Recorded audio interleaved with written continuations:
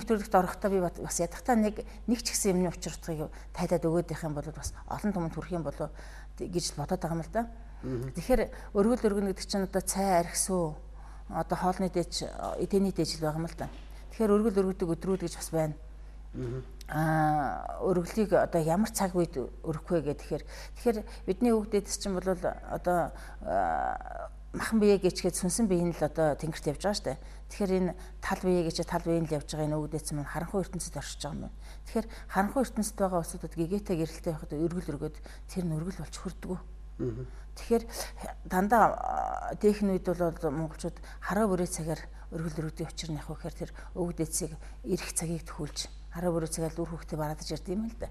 Ирэх цагийг төхүүлж одоо тэр пруштынхаа өмнө өглөө хийж тавьсан өглөө хийж тавьсан өргөлөө оройн өргөдөг. Тэгээ өглөө үүрээр одоо айлын эзэгтэйг өглөө нар мантахаас өмнө босч цайгаа чана гэдэг чинь ямар ч юм. Тэгэхээр нар мантахаас өмнө л одоо өвгдөц одоо тэр өргөл дээр ич хончоод өглөө буцаад явд юм байна. Тэгэхээр өвгдөцийг мортохоос өмнө тэр цай хоолныхоо дээжийг тавьчаад тэгээ мортуулдаг байсан байна л да. Тэгэхээр загтлын эзэнт та бас эцсийн үгийг хайрлаач. Ер нь бол сэтгэлийн тэнхээтэй байх ч гэдэг юм. Ер нь гэхдээ нас ахсан хүн хөөрхийн хүнээр бичүүлсэн ч юм уу, өөрөө бичсэн ч юм уу бүү мэд. Тэгэхээр тэр хүн маань одоо бас яавал дээрин те өөр хүүхдүүд нь хандаад өөрт нь хандаад бас үг хэлж. Тэгэхээр өргөл гэдэгтэй холбогдуулаад би энэ хүнд юу хэлэх вэ гэхээр одоо эхийн сэтгэл гэдэг бол бүх юмыг цайруулж идэг, цагаан болгож идэг. Тэгэхээр ямар нэгэн мэдхгүй хүн дээр очисон дөрхнөө ээж хүн өөрийнхөө сэтгэлд итгээд өөрөө сайхан цагаан сүгээр өргөл өргөөд өөр хүүхдүүдээ сайхан өргөл өргөөд өвгдээдэстэй өргөл өргөөд ингэж явах юм бол энэ хүний зам засагдана. Тэгэхээр сэтгэлийн өргөл гэдэг бол одоо юугаар цаашгүй засал болж идэг. Ийм учраас энэ хүн одоо өөр хүүхдүүдээ сайн сайхнаар яваасаа аль болохгүй бас бүгдээр нь санаа зовж штэ. Одоо хичнээн өөр хүүхдний өөрийн насрамжийн газар тавьсан ч гэсэн архичин болсон хүүхдээ бас сэтгэл нь зовоод нь штэ. Тэгэхээр тэр болгонд сэтгэлээ зовоож өөрийнхөө сэтгэлийг чилээж байгаагийн оронд өөр хүүхдүүдийг минь өвгдөөдс минь харж даагаарай. Эрүүл инх сайн сайхан болгож өгөөрэй. Одоо өөр хүүхдүүдийг минь эрүүл инх хурд удаан наслуулж, эрүүл инх гэдэг чинь одоо арх тарснаас арх уухгүй нэг эрүүл хүн гэдэг, өвчин зовлонгоос хол байгаа хүнийг эрүүл хүн гэдэг ч тийм ээ. Тэгэхээр одоо эрүүл гэдэг чинь одоо өвчин зовлон арх тарснаас хол байлгаарай гэсэн үг байна. Тэгээд өөр хүүхдүүдийг минь ад жаргалтай болгож өгөөрэй гэхээр юуг ад жаргал гэдэг юм гэхээр өвчин зовлонг өөр ширгөө өш хонцонгүй одоо арх тарснаас хол байх гэж ад жаргал гэж байгаа. Тэгэхээр дандаа сайхан үгээр хэлнэ. За өөр хүүхдүүдийг нэрүүлэн одоо эрүүлийн хаз жаргалтай сайн сайхан амьдруулж ханижилгүйг нь ханижилтэй өөр хүүхд одоо болгоосоо гэж одоо ханижилгүйг нь ханижилтэй болгоорой гэж хэлэхгүй л дээ. Ханижилгүй хүүхдүүдээ болохоор өөр хүүхдүүдийг минь хантай ажилтай өөр хүүхдтэй өнөр өтгөн аз жаргалтай сайн сайхан амьдруулж өөр хүүхдүүдийн минь юу сансан 9 цагаан хүүхдүүдийн сэтгэгчлэн биелүүлж өгч хайрлаарай гэж ингэж сайхан өрөөж.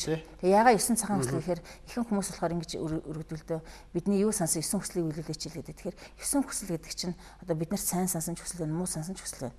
Гэтэл тэр болгоныг хэлчих юм бол мууг нь биелүүлчихвэл яах вэ? Тийм болохоор бид бүхний юу сансан 9 цагаан хүслийн сэтгэгчний биелүүлж өгч хайрлаач гэж ингээд сайхан өргөл өргөх юм бол таны сэтгэлийн одоо дэмээр үр хөвгчин сайн сайхан явж эргээд ээжигээ одоо эргэж тойрч ирж одоо хажуудаад эргэдэй авах тийм боломж байна гэж хэлбэр байна. Тэгэхээр тантай яриа цуухаар ингээд цаг хугацаа маш хурдан өнгөрөх юм. Нэг мэдээ нэвтрүүлгийн цаг дуусах юм. Цагийн цагтаа гэдэг манай телевизийн ураа байдаг. Тэгэхээр нэгд ард түмтэй байгуулсан гэрээгээ бий зөрчих хэрэг байхгүй.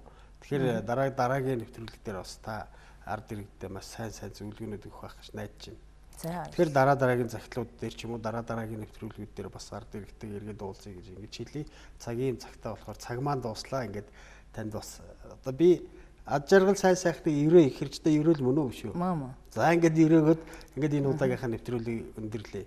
Тэгээ үзэгчдээ та бүхэн би хийм бэ ток шоуг үзэж байгаа бол за судлаач их амрын маань ярьж байгаа зүйлүүд дээр бас тунгааж бодож мэдэх барих зүйлүүд байгаа бол одоо бас 1963 гэсэн дугаар руу залгаад за их амртаа маань бас тухайн утсаар холбогдох буюу утсыг авч холбогдохын боломж байдаг. Тэгэхээр тантай уулзахад бол 10-аас 11 цагийн хооронд нэгт өдөр бүхэн тий 10-аас 11 цагийн хооронд даваа гарагийн 11-ээс 12 цагийн хооронд хүмүүс цагаа аваад тэгээ тэр 7 хоногт би хүмүүст цагаа өгчдөг учраас яг үнэ хэлэхэд би тантай яриа суугаад байгаа мөртлөө таныг хэдий тэнтэй яаж одоо хүлээж авч уулздаг бол мэддэггүй. Тэгээд сая мэдлээ шүү дээ даваа гарагийн 10-аас 11 11-ээс 12 цагийн хооронд. Тэгэхээр манай телевиз 10-аас 63 гэсэн дугаар тандаад их хамартай холбогдож болох юм тийм үү? Тийм ээ. За ингээд үзэгч та бүхэндээ бас сайн сайхныг хүсье. Ингээд сайхан амарцгаа.